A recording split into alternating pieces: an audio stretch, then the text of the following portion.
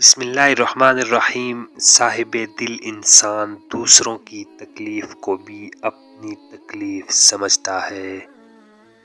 جو شخص دوسروں کی تکلیف پر بے چین نہ ہو اس کو انسان کہنا ہی انسانیت کی توہین ہے۔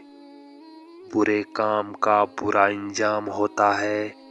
ظالم اور ناشکرے کی دولت و نعمت ضائع ہو جاتی ہے اور شکر گزار دونوں جہانوں کی نعمت سمیٹ لیتا ہے۔ عدل و انصاف سے ملک کو استحکام اور ترقی حاصل ہوتی ہے، جبکہ ظلم و ستم سے ملک کی تباہی ہو جاتی ہے۔ نصیحت کو غور سے سننا چاہیے، اس میں نصیحت کرنے والے کو کم اور سننے والے کو زیادہ فائدہ ہوتا ہے۔ ظالم جب تک ظلم نہ چھوڑے اس کے حق میں بزرگی کی دعائیں بھی قبول نہیں ہوتیں۔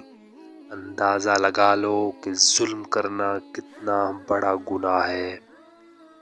دنیا بے وفا اور انتہائی ناقابل اعتبار ہے۔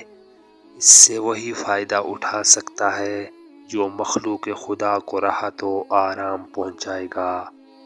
اللہ تعالیٰ کی راہ میں خرچ کرنا اور مخلوق خدا پر رحم و کرم کرنا ہی انجام کار اخروی کامیابی کا ضامن ہے۔ عقل مند کے نزدیک دنیا کی مضبوط عمارتیں کچھ نہیں ہیں، ان سے موت کا مقابلہ نہیں کیا جا سکتا، بلکہ ان کو دیکھ کر خوف آتا ہے کہ جب ان کو بنانے والے نہ رہے تو ہم کیسے رہیں گے۔